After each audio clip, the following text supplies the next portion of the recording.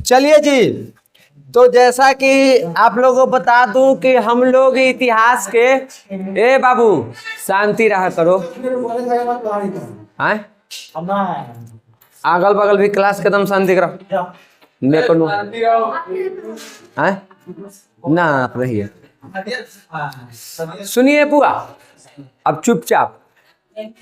हम लोग 3 दिनों से इतिहास के चैप्टर 7 को पढ़ रहे हैं।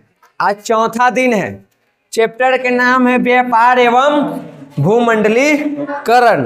और मैंने आप लोगों से कहा था कि 4 क्लास में इसको खत्म करने की कोशिश करेंगे, और आज वही कोशिश है कि आज इसको खत्म किया जाए।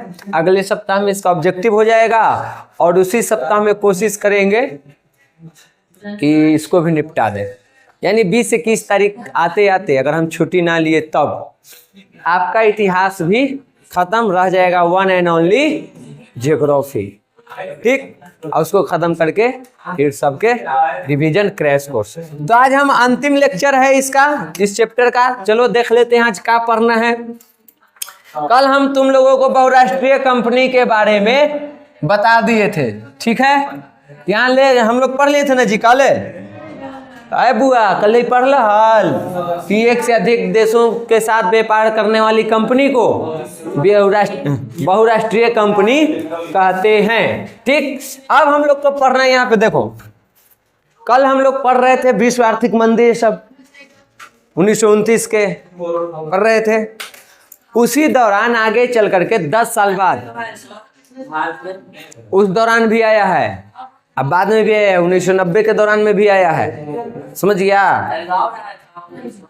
देखो, ये किसी देश का पर्टिकुलर आर्थिक मंदी की बात करेगा तो आते जाते रहता है, तो वो तुम्हारे लिए उतना इंपॉर्टेंट नहीं है। बाजार कभी भी आपको गिर सकता है, कभी भी उठ सकता है। ठीक, लेकिन ये वाला जो आर्थिक मंदी है इसकी चर्चा इसलिए ज्यादा होती है क्योंकि ये एक ही बार देखने को मिला, मुख्य रूप से सबसे ज्यादा।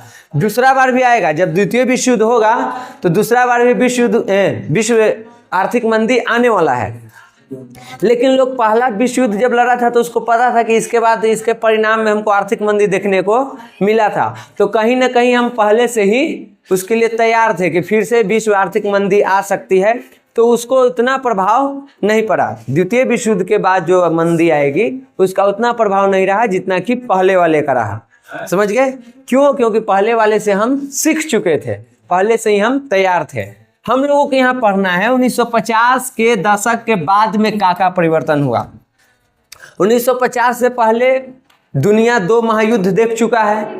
एगो प्रथम विश्व युद्ध 1914 से 18 और एक था 1939 से 45। और इस दौरान भूमंडलीकरण या वैश्वीकरण जो है वो बहुत धीमा हो गया था, क्योंकि सब कोई कहाँ में फंसा पड़ा था, युद्ध में। तो उस दौरान भूमंडलीकरण की जो प्रक्रिया चल रही थी, वैश्वीकरण की जो प्रक्रिया चल रही थी, वो धीमा पड़ गई और वो उतना विकसित नहीं हो पाया। और ये विकसित कब होगा? जब ये युद्ध खत्म हो जाएगा, उसके बाद 1950 के बाद ये रफ्तार पकड़ेगा। और असली में रफ्तार पकड़ा है 1991 के बाद, क्योंकि 1945 से फिर 1991 तक क्या चल रहा था? शीत युद्ध।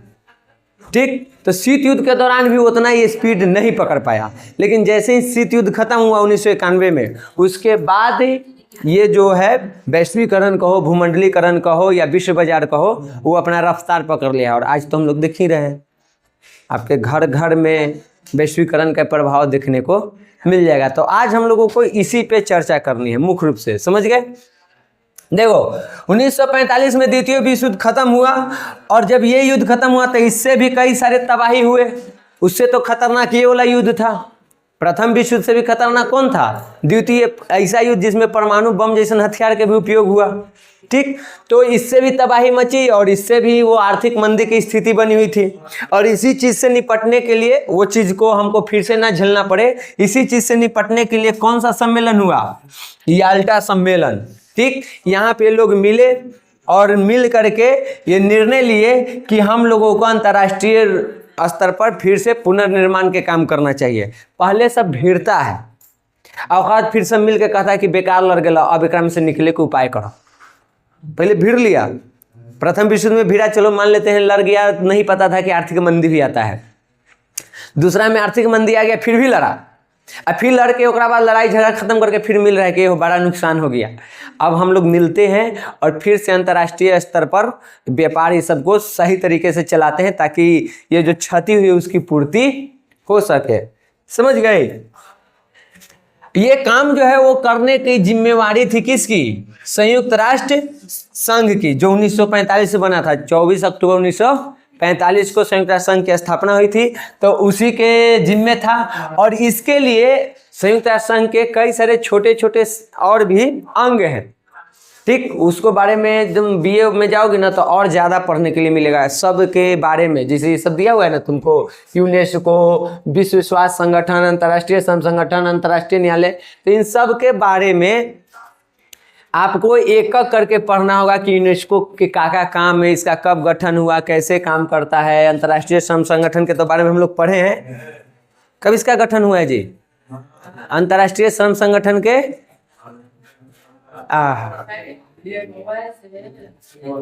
सीताराम है। यार तो काम गड़बड़ा जाएगा। ये आप याद रखिए, इम्पोर्टेंट है। आप कोई इसमें से याद रखिए क्या नहीं इसको। और दूसरा, इसका मुख्यालय कहाँ है? जिनेवा में है। ये दोनों चीजें पूछती है बिहार बोर्ड, तो आप लोग इसको ध्यान रखिए। अंत में ऐसे मत करिए कि भुला गया, सीधे सरेंडर। तो इन्हीं सब के माध्यम से संयुक्त राष्ट्र संघ क्या कर रहा था? हर जगह पे काम कर रहा था। मजदूरों के लिए काम हो रहा है, अंतर्राष्ट्रीय न्यायालय जो विदेशी मामलों को देख रहा है, कहीं कोई युद्ध न हो, कोई टकराव न हो, इस तरह के हर चीज़ों को देख करके वहाँ पे शांति स्थापित कर रहा है और चाह रहा है कि हम इसको क्या करें और आगे बढ़ाएं, सही तरीके से इसको ले चले और जो क्षति हुई उसकी पूर्ति कर ले। लेकिन इस निर्माण का व्यवहारिक काम मुख्य रूप से दो ही चीज निभा रहा था।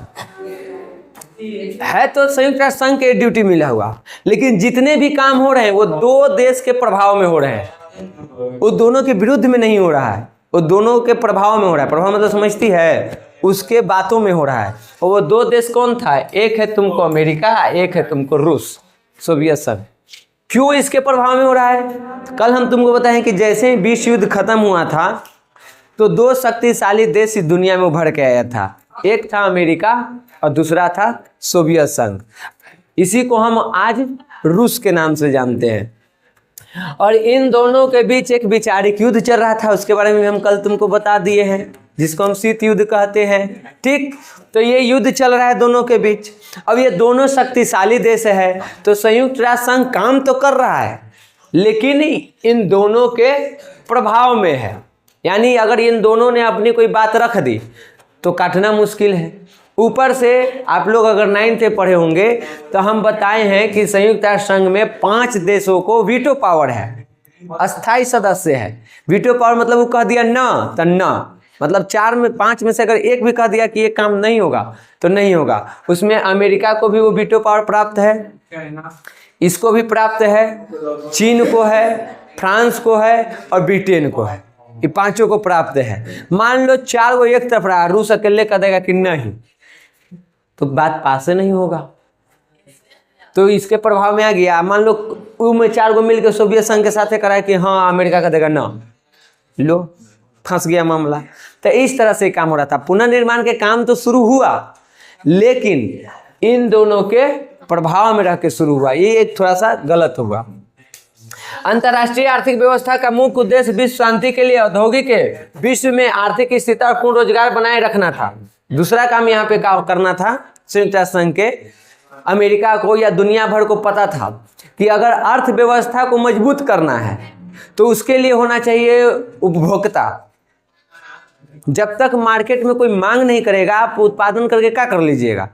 तो सबसे पहले चाहिए उपभोक्ता, और उपभोक्ता जब पूर्ति उसको हो जाएगा तब फिर चाहिए वहाँ पे रोजगार लोगों को। जब लोगों को रोजगार मिलेगा तो उनका आय बढ़ेगा, जब आय बढ़ेगा तो वो उपभोग करेंगे, वस्तुओं के सेवाओं की मांग करेंगे और तभी हम उत्पादन कर पाएंगे। तो लोगों को रोजगार देना जरूरी था और उपभोक्ता को बनाना जरूरी था मार्केट में, ताकि अर्थव्यवस्था मजबूत हो। तो वो काम भी यहाँ पे करना है। राष्ट्र संघ के जो संयुक्त राष्ट्र संघ है उसका उद्देश्य था कि पहले यही करना है। अगर ये चीज करेंगे तो अर्थव्यवस्था भी हमारा स्थिर रहेगा और विश्व में शांति भी बनी रहेगी। ठीक, इसके लिए सरकार को क्या था, उसको वस्तु पूंजी श्रम की आवाजाही पर नियंत्रण करने की शक्ति चाहिए थी, वो उसको कंट्रोल कर सके। तो सरकार ने वो काम भी किया, खास करके अमेरिका की सरकार जो है वो इस सारे काम को किया ताकि हम इस पे कंट्रोल करके सही तरीके से लोगों को रोजगार दे पाए। जब रोजगार देंगे तो आय बढ़ेगा, आय बढ़ेगा तो उपभोक्ता के रूप में ज्यादा वस्तु सेवा के डिमांड करेंगे, तो ज्यादा उत्पादन फिर उन्हीं से करवाएंगे, उन्हीं से उत्पादन करवाएंगे और उन्हीं को देंगे।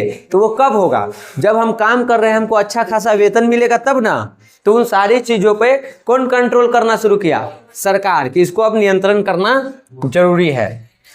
और ऐसे करके धीरे धीरे 1950 के दौरान देखो, 45 से आगे में है, तो धीरे धीरे धीरे धीरे दुनिया भर के अर्थव्यवस्था को मजबूत बनाने का प्रयास किया जा रहा है। कोई दिक्कत यहाँ तक? आगे देखो, ये अगर पूछ दे ब्रेटन वुड्स सम्मेलन क्या था तब बता देना, क्या बताएगा? एक है ब्रेटलैंड सम्मेलन, वो अलग है, ब्रेटन वुड्स अलग है। आर्थिक विचारों और उद्देश्यों की पूर्ति के लिए जुलाई 1944 में अमेरिका स्थित न्यू हैम्पशायर, जिसको ब्रेटन वुड्स भी कहते हैं, इस स्थान पर संयुक्त राष्ट्र संघ का एक सम्मेलन हुआ था, वित्तीय सम्मेलन, रुपया पैसा से संबंधित। समझ में आई चीजें? 1944 में अमेरिका में ये जगह है, कहाँ पे, न्यू हैम्पशायर पे।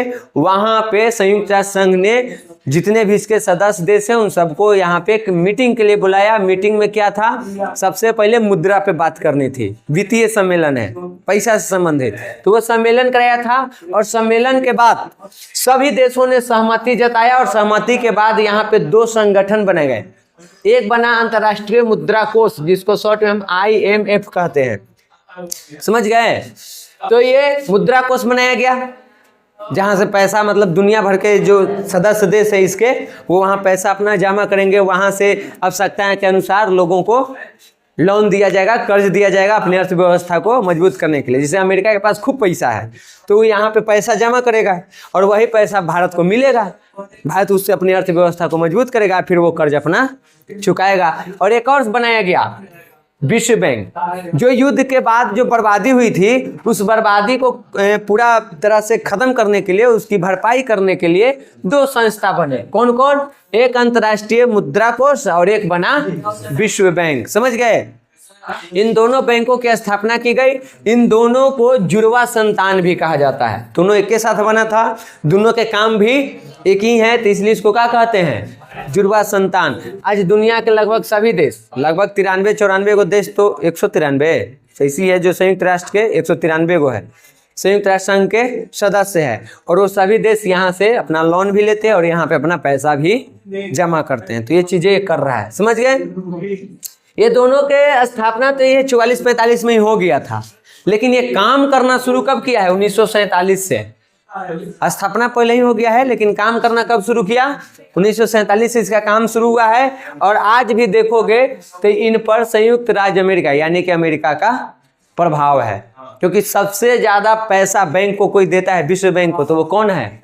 अमेरिका। और आप अमेरिका को छोड़िए, अपने ही बैंक में देखिएगा, जो व्यक्ति बैंक में सबसे ज्यादा पैसा जमा करने वाला रहता है उसका उस बैंक में प्रभाव रहता है।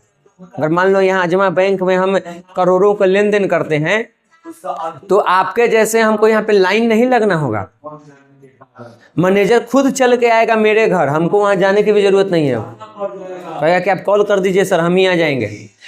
और अगर गलती से हम वहां चल भी गए तो सीधे मैनेजर आएगा, उठ के खुद आएगा, गार्ड तो सैल्यूट मारेगा, मैनेजर भी आएगा और अपने रूम में ले जाकर के बिठाएगा, नाश्ता पानी चाय सब करवाएगा। क्यों करवा रहा है? क्योंकि हमसे उसका ज़्यादा इनकम है, हम ज़्यादा इन्वेस्ट कर रहे हैं, ज़्यादा लेन देन कर रहे हैं, तो ज़्यादा हम दे रहे हैं तो हमको वैल्यू है। उसी प्रकार वर्ल्ड बैंक में सबसे ज़्यादा कौन कर रहा है यहाँ पे इन्वेस्ट, कौन जमा कर रहा है, कौन पैसा दे रहा है? अमेरिका। तो अमेरिका के प्रभाव है, उसी से वर्ल्ड बैंक चल रहा है तो उसका प्रभाव है। घर में ही देख लो, जोन व्यक्ति घर में सबसे ज्यादा पैसा कमा के देता है उस व्यक्ति का प्रभाव रहता है, उसकी बातों को ज्यादा माना जाता है। और जो हमारा जिसने 1 रुपया नहीं देता है वो बात हवा में। तो वही चीजें हैं, समझ गए? यहाँ क्लियर? आगे देखिए, 1945 के 60 के दशक के बीच पूरे विश्व के आर्थिक जो संबंध है उसको हम देखते हैं कि आर्थिक संबंध कैसा रहा है दुनिया के बीच। तो वो अगर हम लोगों को 1945 के बाद के अंतर्राष्ट्रीय संबंध को समझना है ना, तो 3 भाग में समझो। पहला भाग कि विश्व युद्ध हो गया, और उसके बाद पूरा दुनिया 2 भाग में बट गया, 2 खेमों में, एक पूंजीवादी और एक समाजवादी। तो पहला ये भाग है। दूसरा भाग है कि इसमें कई सारे यूरोपीय देश ऐसे थे जो अपना अलग संघ बना रहे थे, भले उसमें अमेरिका का प्रभाव था लेकिन वो लोग अलग थे, वो दूसरा क्षेत्र है। और तीसरा है हम जैसे नए नए देश जो आज़ाद हो रहे थे। तीनों चीज़ समझ में आया, ये तीनों को हम लोगों को पढ़ना है। किताब में देखेगा तो दिमाग ना काम करेगा, कब पहला या कब दूसरा या कब तीसरा या, पहले समझ लो। ये जो 3 क्षेत्र में हम लोग को बांटना है ना, 1945 से 60 के दशक के बीच अंतर्राष्ट्रीय संबंध को कितने भाग में बांटना है? 3। तो आखिर वो 3 कौन कौन? तो पहला जो पूंजीवादी और समाजवादी विचारधारा में जो पूरा अर्थव्यवस्था दुनिया के बंट गया था, वो पहला क्षेत्र है, उसमें देखेंगे। दूसरा में हम लोग देखेंगे दूसरे क्षेत्र में कि जो यूरोपीय देश हैं वो लोग अपना अलग संघ बना रहे थे, जो कल बताए थे ब्रिया के बारे में कि बोला था कि हम लोगों को एक अपना आर्थिक संघ बनाना चाहिए, वो इस दौरान अब कामयाब होगा, बनाया जाएगा। तो दूसरा अलग हो गया। और तीसरा में आ जाते हैं हम लोग जो नए नए आज़ाद हो रहे थे, हम हैं, ये दक्षिण अफ्रीका है, उधर मान लो जैसे हम लोग हिंद चीन वाला देश पढ़े थे, तो ये सब जो आज़ाद हो रहे थे। पहला था पूंजीवादी, हाँ, समाजवादी, तो वो अलग तो चल गया। देखो हम यहाँ 3 क्षेत्र पढ़ेंगे ना, तो पहला में पढ़ेंगे पूंजीवादी समाजवादी के विचारधारा। हाँ, ये हुआ पूंजीवादी समाजवादी, पहला में आएगा, जगह में एक तरफ अमेरिका है, दूसरी तरफ रूस या सोवियत संघ है। दूसरे में हम लोग पढ़ेंगे यहाँ पे सीधे सीधे यूरोप के वैसे देश जो अपना संघ बना रहे थे। ना वो सब नहीं, वो सब अभी नहीं आएगा, वो सब नहीं पढ़ना है। तो यूरोपीय देशों के बारे में हम लोग पढ़ेंगे। जैसे कि यहाँ पे देखना है सम्मेलन, तुमको देखो इधर हुआ है, किधर गया, ये संयुक्त राज्य अमेरिका हो गया। देखो यहाँ नहीं है ना, कहाँ है, अरे हटो ना, यहाँ तो दूसरा क्षेत्र था, दूसरा यहीं पे था, करने गया है। हाँ देखो यहाँ पे अंतर्राष्ट्रीय संबंध दूसरा क्षेत्र में हम लोगों को किया जाएगा। भले इस पे आ रहे हैं तब तुमको बता रहे हैं, जैसे तेल संपदा वाला ये सब देश था ना, तेल वाला, उसमें कहानी है पूरा कि देखो सऊदी अरब, हाँ सऊदी अरब, वो ईरान हो गया, इराक हो गया, फिलिस्तीन हो गया, इजराइल हो गया, ये सब जो देश हैं उसके बारे में ही इसमें। हाँ, इसमें होगा कि उस टाइम पे अमेरिका को ये बात समझ में आ गया था कि आने वाले टाइम पे जो अर्थव्यवस्था चलने वाली है वो चलेगा तेल पर और ऊर्जा पर। और वो चाहता था कि जितने भी तेल क्षेत्र वाले देश हैं जहाँ पे तेल पाया जाता है, तेल संपदा वाले, वहाँ पे हम क्या कर लें, नियंत्रण। इसी के लिए ईरान इराक ये सब की लड़ाई भी होगा, कई बार वो अटैक भी करेगा। इजराइल फिलिस्तीन की लड़ाई जो है, इसका बीज बोने वाला अमेरिका ही है, वही इजराइल देश बनाया है फिलिस्तीन में, और आज तक उसको भिड़वा रहा है। और सब लड़ाई के पीछे रहता है क्या चीज़, तेल। 12th में पड़ेगा, तेल लगी सद्दाम हुसैन के बेचारा के मार के गर्दा छुड़ा दिया। सद्दाम हुसैन नाम था, वही, समझ गई, पूरा देश होकर बर्बाद कर दिया ईरान को। हम ईरान इराक में कंफ्यूज रहते हैं, समझी। तो वो सब अभी आगे है। तो ये दूसरा चीज समझ में आया। तीसरा में क्या हम पढ़ेंगे, तीसरा में पढ़ेंगे भारत जैसे नवीन राज्य, ठीक, जो नया नया स्वतंत्र हो रहे थे, वो यही 3 चीज पढ़ना है। तो हम देखेंगे पूंजीवादी समाजवादी में क्या क्या चीजें हुई, फिर ये यूरोपीय देश जो तेल संपदा वाला है उनका क्या हुआ, अमेरिका उनके साथ क्या क्या, छोटा सा शॉर्ट में हमको जानना है, ज़्यादा नहीं जानना है। और उसके बाद फिर हम अपने विचारधारा वाला देखेंगे, तो ये दोनों के आर्थिक संबंध समझ में हमको आ जाएगा। देखो पहला चीज, 1945 के बाद पूरा विश्व 2 भाग में बट गया था। एक था सोवियत रूस के प्रभाव में आने वाला, जिसको हम क्या कहते हैं, साम्यवादी, समाजवादी कहो, साम्यवादी कहो, ठीक।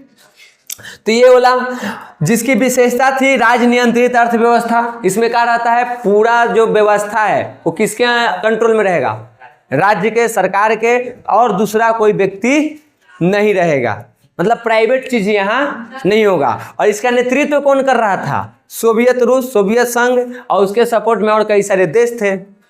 दूसरे तरफ था पूंजीवादी अर्थव्यवस्था वाला व्यक्ति, और इसका कंट्रोल किसके पास था, इसको कौन नियंत्रित कर रहा था, अमेरिका। और यहाँ पे सरकारी कोई चीज नहीं, सब पूंजीवादी में निजी रहेगा। सरकार तो रहेगी लेकिन चीजें सब निजी होगी। अब ये दोनों विचारधारा एक दूसरे से विपरीत है, और यही दोनों शक्तिशाली है। दुनिया भर के देश देखा है कि आर्थिक मंदी का प्रभाव इसके ऊपर नहीं पड़ा है, जबकि इसके ऊपर पड़ा है। तो लोग इसके प्रभाव में आ रहे थे। अमेरिका देख रहा था कि अगर सारे देश इसके प्रभाव में चले जाएंगे तो ये शक्तिशाली हो जाएगा और अमेरिका कमजोर। और इसी बात की दोनों में युद्ध भी चल रहा था, शीत युद्ध 1991 तक चला है। तो वो सारी चीजें यहाँ पे इन दोनों के बीच चल रहा है। यहाँ तक क्लियर? आगे देखिए, तो मुख्य रूप से उनके बीच वही था। बाकी वो जो युद्ध हुआ, लड़े, सिर्फ वैचारिक युद्ध ही लड़े। 1991 में सोवियत रूस टूट जाएगा और उसके बाद अमेरिका शक्तिशाली देश बन जाएगा। उसके प्रभाव में ज़्यादा देश है, और आज भी दुनिया भर में अमेरिका का बोलबाला है, उसी का वर्चस्व है। हर क्षेत्र में उसका है, हर देश में उसका वर्चस्व है। आज अमेरिका इतना पावरफुल है कि कोई देश अकेले उससे लड़ने की योजना नहीं बना सकता है। समझ गए? उत्तर कोरिया के छोड़ के ठीक, उसके लिए उसके साथ लड़ने का वही देश योजना बना सकता है जो अपने आप को बर्बाद करने के लिए तैयार हो, कि हम बर्बाद हो जाएंगे पूर्णतः लेकिन कैसे भीड़ेंगे। समझ गई? तो वैसा चीज है। दूसरा क्या था जी, तो दूसरे क्षेत्र में पूंजीवादी अर्थतंत्र वाले देशों के बीच बनने वाले अंतर्राष्ट्रीय आर्थिक संबंधों के विकास के अंतर्गत आएगा इसमें पूंजीवादी ही, लेकिन यहाँ पे रूप थोड़ा सा बदल जाएगा। दूसरा भाग में हम लोग क्या पढ़ रहे हैं कि एक तरफ साम्यवादी है, दूसरे तरफ पूंजीवादी है। साम्यवादी चाह रहा है कि हम नए देशों पर या बाकी के जो देश उस पर अपना प्रभाव जमाए, सबको साम्यवादी बना दे। और पूंजीवादी क्या चाह रहा है, जिसे अमेरिका वो क्या चाह रहा है, हम सबको पूंजीवादी बना दे। और इसी के लिए वो लोग क्या करेंगे, दूसरे देशों को मारेंगे, पीटेंगे, अटैक करेंगे। हम लोग हिंद चीन में तो देखिए कि अमेरिका जो हिंद चीन वाले क्षेत्र में अटैक किया, उसका एकमात्र कारण क्या था, वो साम्यवाद को फैलने नहीं देना चाहता था। वो क्यों बार बार उत्तरी अमेरिका पर अटैक कर रहा था, क्योंकि वहां पे जो हो चिन मिन है वो कौन सा व्यवस्था अपना लिया था, साम्यवादी, और इसीलिए उसको मार रहा था। और दक्षिण अमेरिका अपनाया था, दक्षिण वियतनाम अपनाया था क्या चीज, पूंजीवादी, तो उसको सपोर्ट कर रहा था। अब बाद में जे किया उसको गोली मारो ना, ठीक, उसका बाद तो फिर वो तो खतरेवे किया। हम लोग भारत बच गए, हमारे पास थे पंडित जवाहरलाल नेहरू, तेज दिमाग वाले व्यक्ति। उन्होंने कहा कि 1 मिनट, न तो हम इन्ने जाएंगे न तो हम इन्ने जाएंगे, हम चलते हैं बीच में, गुट निरपेक्ष। ना हम पूंजीवाद में रहेंगे ना हम समाजवाद में रहेंगे, हम रहेंगे अपना, तोड़ो और तोड़ो दोनों दिन 50-50। और अकेले नहीं रहे, 4-5 देशों को और मिलाए अपने साथ, अपना एक अलग गुट बनाने लगे। शुरुआत में अमेरिका रूस उनको वैल्यू नहीं देता था कि का टिकेगा, लेकिन धीरे धीरे अब जो भी नए देश थे, कमजोर देश थे, उनको पता था रूस में जाएंगे तो अमेरिका मारेगा, अमेरिका में जाएंगे तो रूस मारेगा। तो कहा कि एक काम करते हैं, जो जवाहरलाल नेहरू ये सब मिलकर बनाए हैं ना, हम वह में शामिल हो जाते हैं। धीरे धीरे उसकी संख्या, सदस्यता बढ़ने लगी और उसका प्रभाव बढ़ने लगा। शीत युद्ध को खत्म करने में गुट निरपेक्षता के बहुत बड़ा हाथ है। वो अपना एक अलग न बन रहा था, एक अलग सदस्य। तो जब वो अपनी बातों को रख रहे थे, जब भी उन दोनों के बीच तनाव होता था, टकराव होता था, तो ये लोग सम्मेलन करवाते थे और उस युद्ध को रोकने का प्रयास करते थे। अगर ये नहीं रहता तो टकराव होते चला जाता। समझ गया? जो सब आगे पढ़ना है, अभी नहीं पढ़ना है। देखो, तो यहाँ पे पूंजीवाद में पूर्ण रूप से कौन था, अमेरिका था, यही इसका संचालन कर रहा था। और इसका उद्देश्य क्या था कि साम्यवादी अर्थव्यवस्था को और उसके विचारों के बढ़ते हुए प्रभाव को हमको रोकना है किसी भी कीमत पर, चाहे इसके लिए जो करना पड़े। इसके लिए सबसे पहले वो क्या किया, जो तेल संपदा वाले देश थे, जैसे कि इराक हो गया, ईरान हो गया, सऊदी अरब, यमन, जॉर्डन, सीरिया, लेबनान, ये सब जो देश हैं यहाँ पे मुख्य रूप से तेल निकलता है, उन जगहों पे जबरदस्ती अपना नियंत्रण स्थापित करने का प्रयास किया, साजिशें रची। और ये सारी चीजें वो क्यों किया, क्योंकि उसको पता था कि भविष्य में इसकी बहुत ज्यादा आवश्यकता है। जिसके पास ये रहेगा वही दुनिया पे राज कर पाएगा। तो उसने पहले से ही इन देशों पे अपना नियंत्रण स्थापित करने का प्रयास शुरू कर दिया। समझ गए? उसके अलावा देखो, दक्षिणी अमेरिकी महादेश जो है है ना, एक उत्तरी अमेरिका एक दक्षिणी अमेरिका। तो दक्षिणी अमेरिका के जो देश हैं वहां पे ही क्या किया कि जितने भी इसके एक संस्था है CIA, इसकी खुफिया एजेंसी, कैसे हम लोग का रॉ होता है, ISI होता है, उस प्रकार इसका खुफिया एजेंसी है, वहां के सैनिकों को भेज दिया और कहा कि ओकरा पे कब्जा करो। देखो एक है ऊपर ऐसे उत्तरी अमेरिका, ये है नीचे तुमको दक्षिणी अमेरिका। ये उत्तरी अमेरिका पूरा महादेश है, जैसे एशिया है वैसे, और इसी में एक छोटा सा यहाँ पे देश है, कौन, USA, यानी कि अमेरिका। समझ गया? ये उत्तरी अमेरिका, ये दक्षिणी अमेरिका। इस उत्तरी अमेरिका में एक देश है जिसका नाम है संयुक्त राज्य अमेरिका।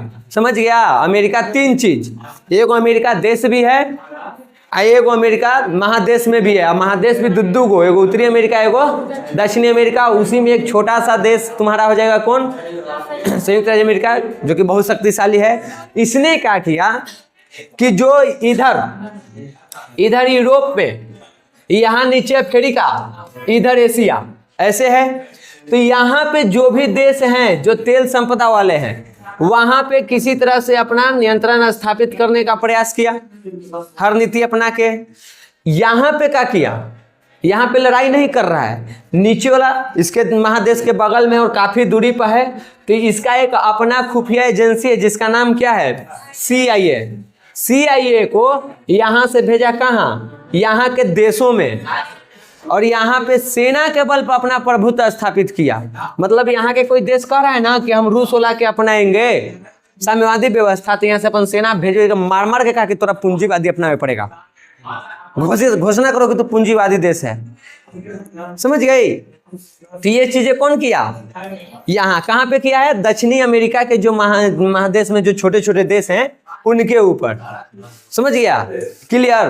तो इस तरह की चीजें हुई है और ऐसे करके अपना प्रभुत्व स्थापित कर रहा था। तो उसके बाद देखो क्या किया है, ये जो इलाका है हमारा, ये इस इलाके में, हमारे इस इलाके में एगो देश है इजराइल, है ना जी।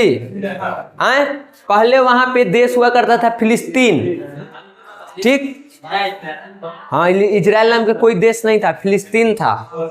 फिलिस्तीन में जो आज इजरायली है, यहूदी, उसको बसाया गया और धीरे धीरे वो बढ़ते बढ़ते आज इतना हो गए कि फिलिस्तीन गायब होने के कगार पे है, यानी कि फिलिस्तीनियों का काम खत्म। धीरे धीरे इजराइल के जो क्षेत्र है वो बढ़ते जा रहा है और अनुमान है कि भविष्य में खा ही जाएगा फिलिस्तीन को। और ये बीजारोपण कौन किया है, अमेरिका, ठीक। अभी इजराइल फिलिस्तीन की लड़ाई तो हमेशा से चलते ही रहता है।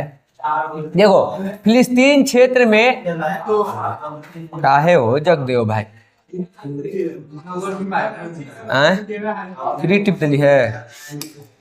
देखो फिलिस्तीन क्षेत्र में क्या किया गया, यहूदियों का एक नया देश बसाया गया, इजराइल। जैसे मान लो पूरा फिलिस्तीन है ना, तो इसमें एक छोटा सा यहूदियों का देश बसा दिया गया। चलो छोटा सा रह लेगा, लेकिन धीरे धीरे क्या किया, यही आज फिलिस्तीन पे कब्जा किए हुए हैं, पूरे फिलिस्तीन पर उसको नाकी चोला करके धैले हैं। उसके बाद ऐसे करके वो क्या किया, जो एशिया के पश्चिमी वाला इलाका है उस तरफ ये अपना प्रभाव स्थापित कर लिया।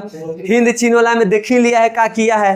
हम लोग तो गुटे निरपेक्ष थे, रूस से तो इसका लड़ाई चल रहा है, चीन से इसका लड़ाई चल रहा था, जापान के मार के गर्दे उड़ेले था। द्वितीय विश्व युद्ध में तो ऐसा कर दिया था कि वो तो कुछ बोले के हालाते में न था, वो तो पूरा प्रोटेक्शन किसके यहाँ चला गया, अमेरिका के। तो वहां पे तो जाहिर सी बात है उसका प्रभाव ये है।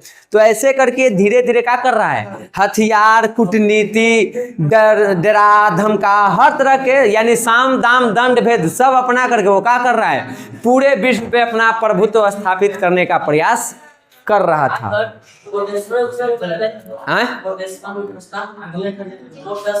वही 1945 में हुआ था, जेकरा बाद जापान आत्मसमर्पण कर दिया था कि अब हम युद्ध नहीं करेंगे।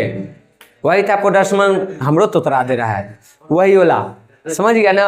हाँ वही घोषणा पोटस, अरे हम ही ना, हमरो ना बोले रहे हैं पोटस,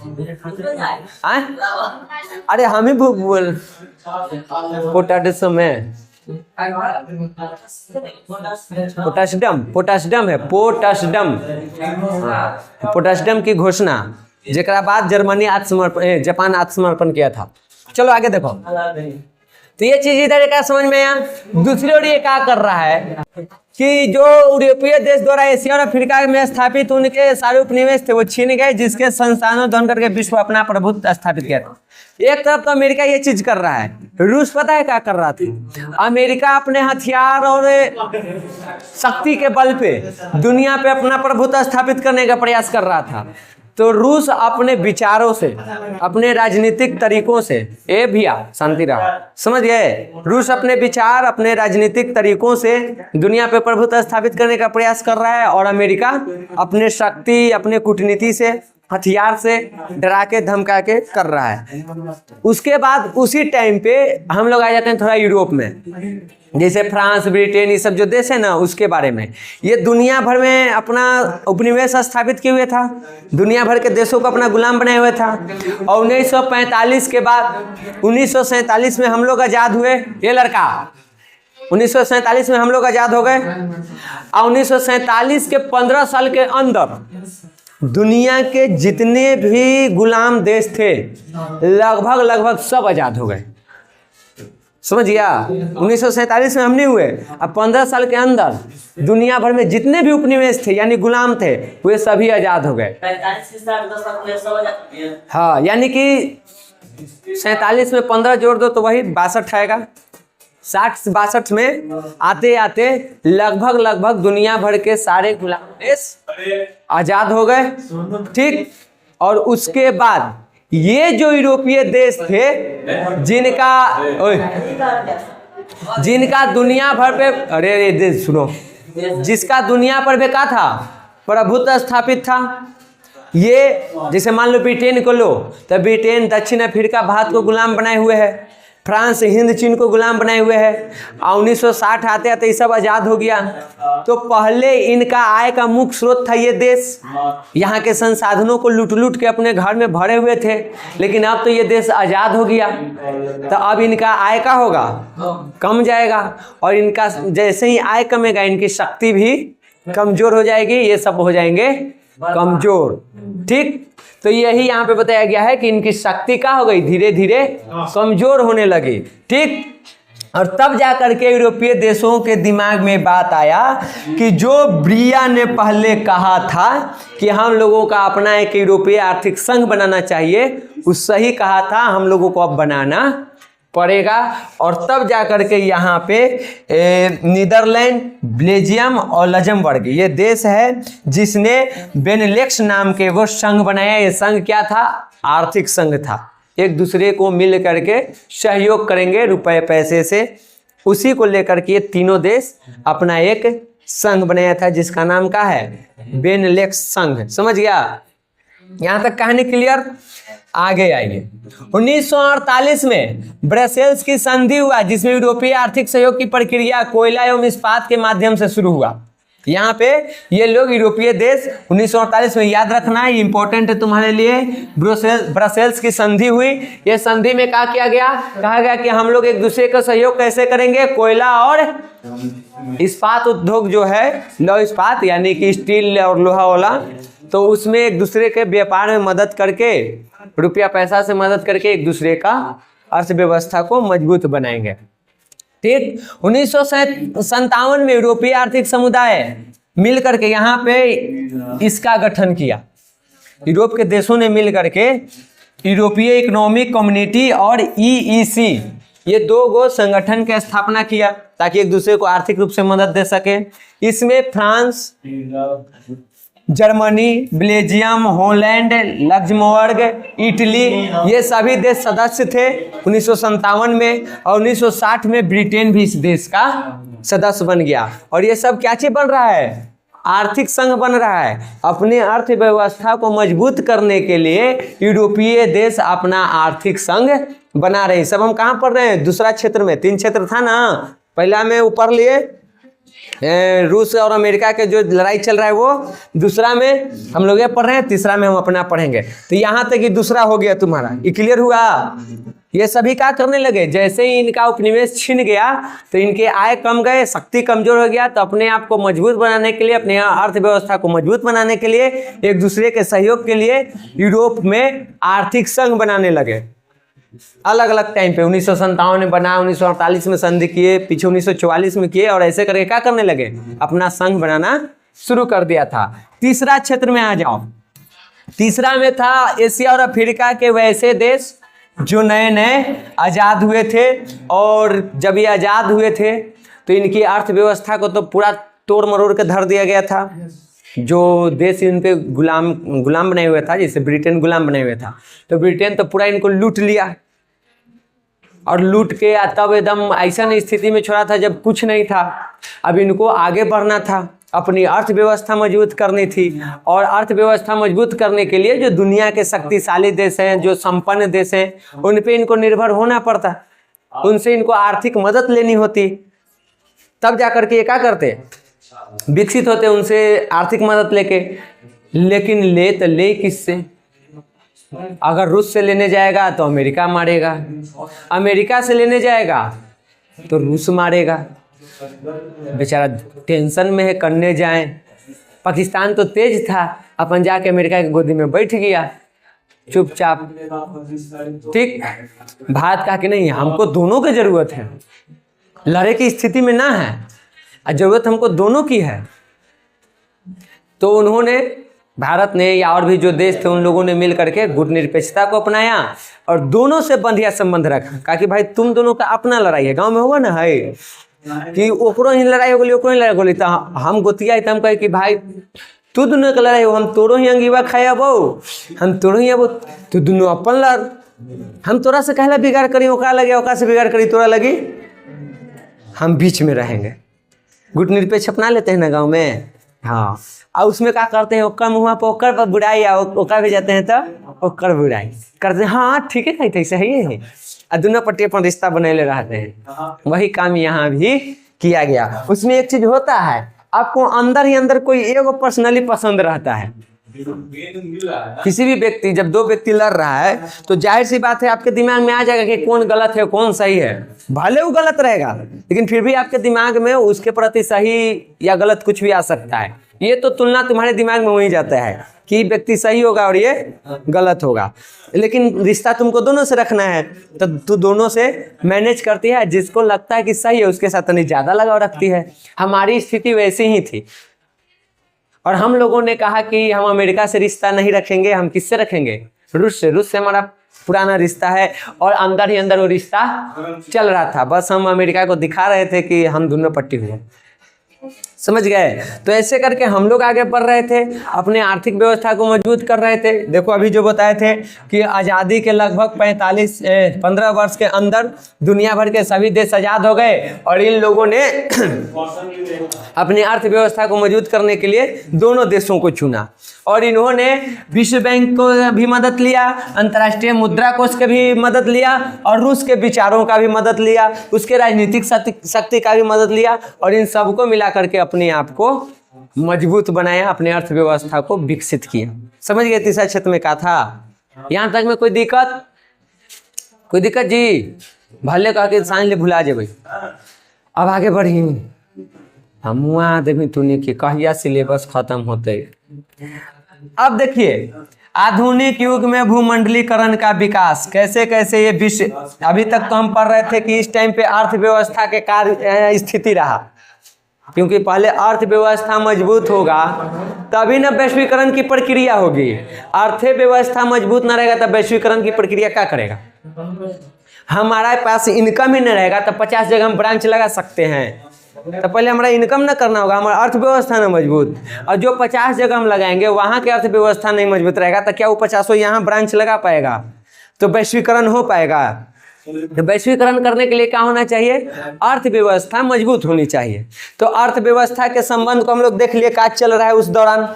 अब देखो भूमंडलीकरण का प्रयोग, देखो भूमंडलीकरण के उदय को लेकर के, वैश्वीकरण का जो विकास हुआ है इसको लेकर के इतिहासकारों में मतभेद है।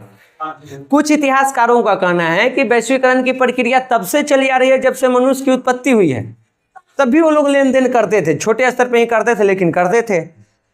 तो वो भी वैश्वीकरण था।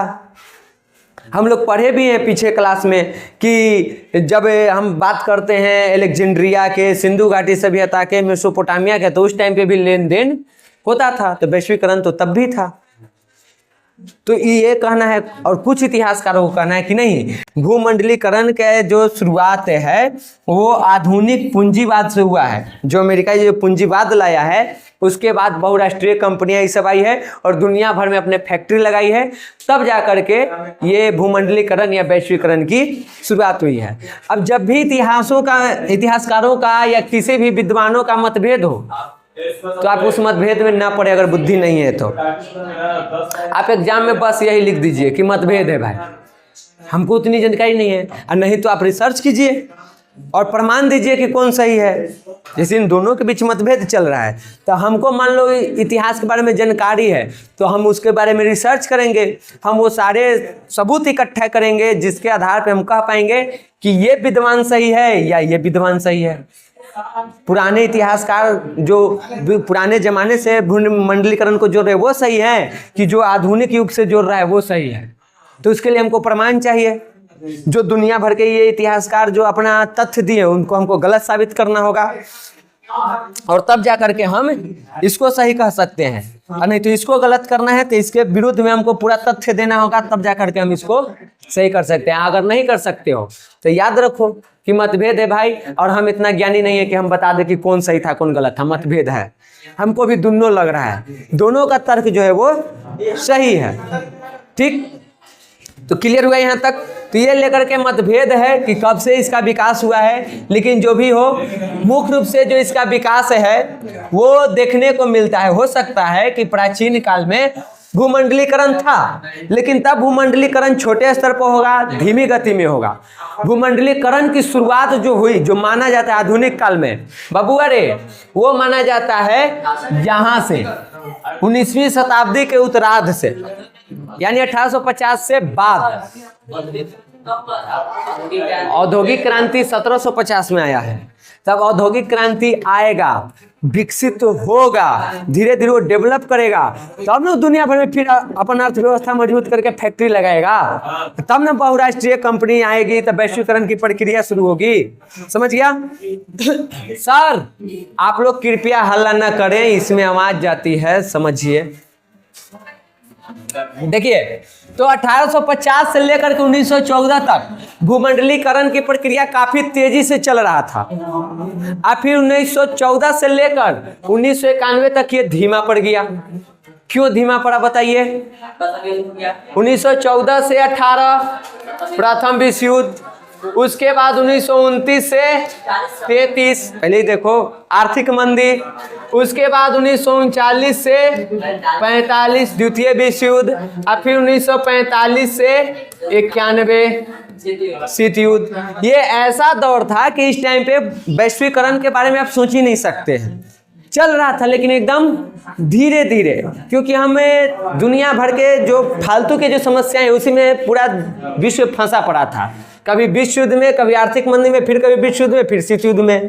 तो इस दौरान भूमंडलीकरण की प्रक्रिया जो है वो विकसित तो हुआ, लेकिन धीरे धीरे।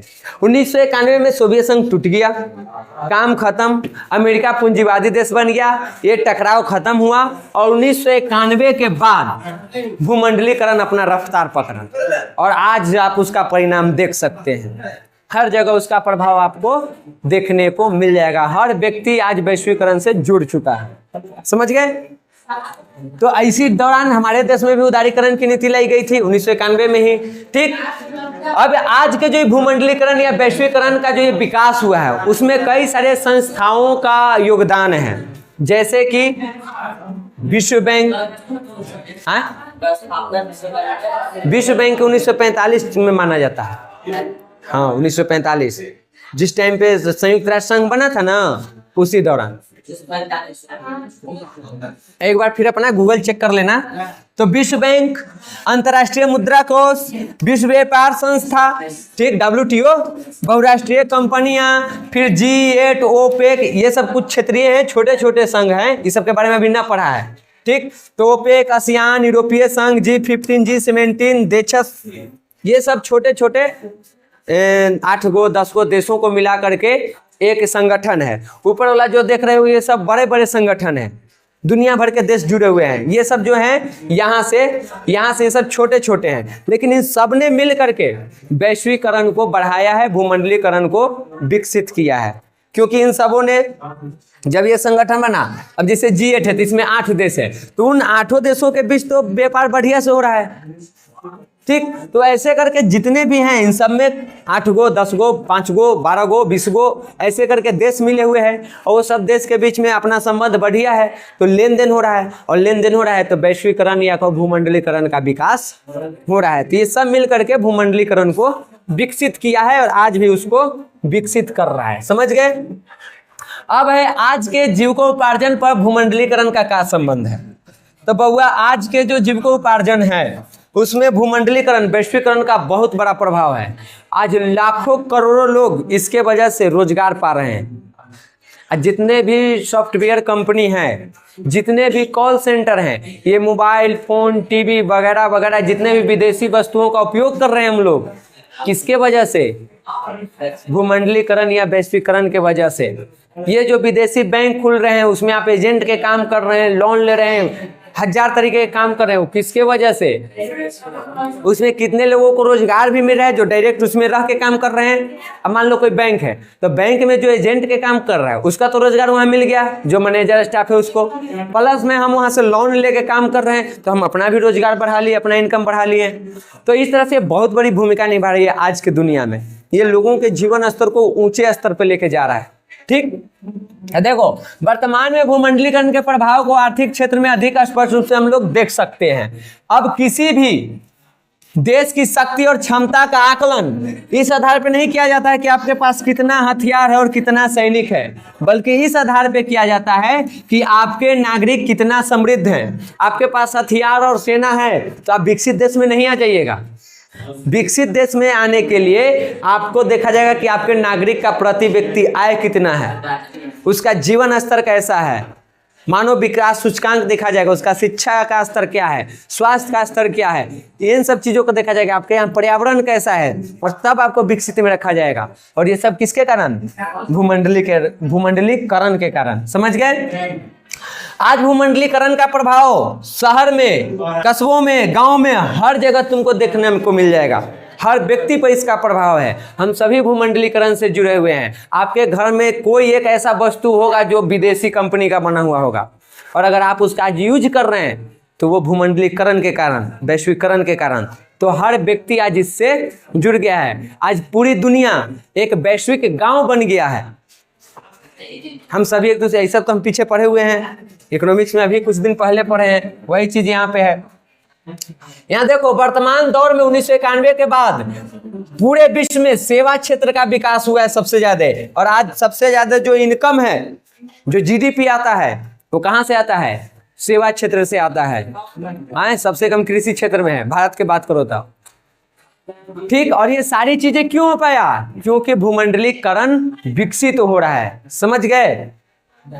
और इससे कई लोगों को अपना जीविकोपार्जन की भी व्यवस्था हो रही है, उनका जीवन स्तर भी ऊंचा हो रहा है। आज इसके वजह से यातायात की सुविधा, जैसे हवाई, बस, जहाज, टैक्सी जो भी हम लोग पकड़ते हैं, बैंक हो गया, बीमा क्षेत्र हो गया, दूर संचार सूचना तकनीक जेकरा में मोबाइल फोन कंप्यूटर इंटरनेट वगैरह आ जाता है, ये सारी चीजें, restaurant, shopping mall, call centre, ये सब जो आज विकसित हो रहा है वो किसके कारण?